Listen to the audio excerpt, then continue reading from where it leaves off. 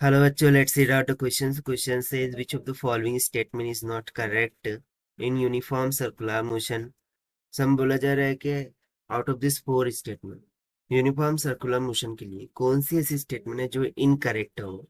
सो M बोला जा रहा था speed of particle remains constant, speed of particle constant रहेगा. बीम बोला जा रहा है linear velocity remains constant, linear velocity constant रहती है.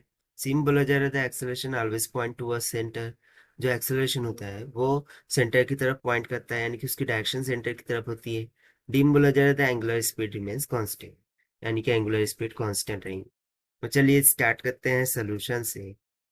But before of its let's talk about the key concept which we are going to use here for this question. So हम यहाँ पर सिंपली जो यूनिफॉर्म सर्कुलर मोशन है उसी का concept use करेंगे. Uniform circular motion concept we are going to use here. So uniform circular motion basically क्या होता है कि इस तरीके से पार्टिकल सर्कुलर मोशन में मूव करता है जिसका रेडियस हम मान लेते हैं कि भाई आर के बराबर है. सो यूनिफॉर्म सर्कुलर मोशन में यदि मैं इस पॉइंट पर वेलोसिटी देखूं, इसको हम मान लेते हैं ए, फिर ये पॉइंट हम मान लेते हैं बी, फिर इस पॉइंट पर हम मान लेते हैं सी, और इस पॉइंट को हम मान लेते हैं D.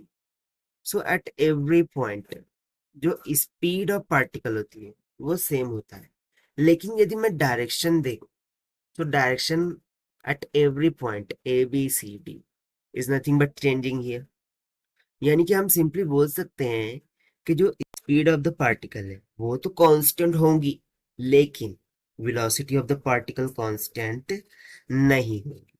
So therefore we can just write the speed is constant, speed is constant. So the speed of particle remains constant, यानी कि स्टेटमेंट ए एब्सोल्युटली करेक्ट हो गई. बाकी हमें यहाँ पर इनकरेक्ट वाली चूज करना है. सो हम फर्दर और भी स्टडी करते हैं. सो सेकंड पॉइंट हमें यहाँ पर क्या लिख सकते हैं. अब देखिए किसी भी पार्टिकल को सर्कुलर मोशन कराने के लिए सेंट्रिपिटल फोर्स रिक्वायर्ड होती है. और यदि मैं बात करूं सेंट्रिपिटल फोर्स की, तो उसका फॉर्मूला क्या होता है, m v square divided by r. और इसकी direction always towards centre होती है. सेंट्रिपिटल फोर्स की जो डायरेक्शन है वो ऑलवेज टूवर्ड्स द सेंटर होती है. यानी कि यहाँ पर ये जो सेंट्रिपिटल फोर्स है उसकी डायरेक्शन क्या होंगी, टूवर्ड्स द सेंटर होंगी. Now from Newton's second law of motion, force is equals to mass into acceleration होता है. So यहाँ से सेंट्रिपिटल एक्सेलरेशन यदि हम बोले, so this will be equals to centripetal force divided by mass होगा. So that will be equals to mv square divided by r, that whole divided by m. So m से m cancel हो जाएगा. This will becomes around v square divided by r. So देखिए formula जो भी आया हो, we are respected to the direction of the force. So यदि centripetal force की डायरेक्शन टुवर्ड द सेंटर है, so जो सेंट्रिपिटल एक्सेलरेशन होगा उसकी डायरेक्शन भी क्या यहाँ पर होंगी, फिर टुवर्ड्स द सेंटर होंगी.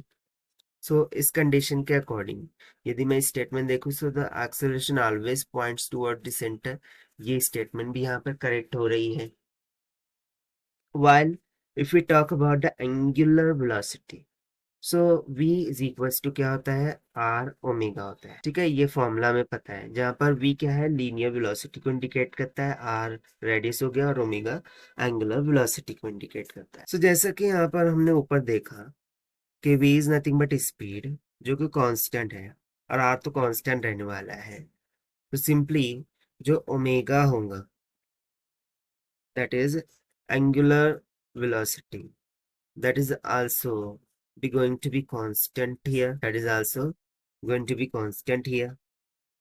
So an object undergoes the uniform circular motion is moving at a constant speed. उस वजह से एंगुलर स्पीड भी यहाँ पर क्या हो जाएंगी, कांस्टेंट हो जाएंगी. बट जैसे कि इनिशियल में ही हमने डिस्कस किया था कि स्पीड तो कांस्टेंट रहेंगी, लेकिन चूंकि उसकी डायरेक्शन चेंज हो रही है, सो ऐसी क्वांटिटी जो मैग्नीट्यूड मैग्नीट्यूड and डायरेक्शन दोनों को कंसिस्ट करती है, उसको हम क्या कहते हैं, वेलोसिटी।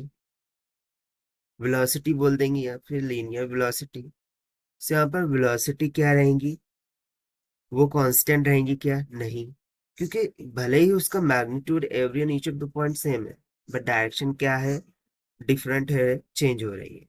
सो हम सिंपली बोल देंगे कि velocity is changing, it is not constant here. So इस कंसेप्ट के अकॉर्डिंग यदि हम यहाँ पर देखें तो ऑप्शन बी में क्या बोल रहा है कि the linear velocity remains constant, यानी कि जो लीनियर वेलोसिटी है वो कांस्टेंट रहेंगी। सो ये स्टेटमेंट इनकरेक्ट हो जाएंगी।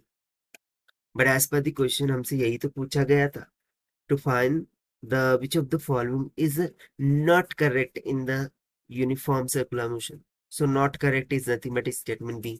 That is why option B is correct. So this is the required solution. I hope you understand it well. Best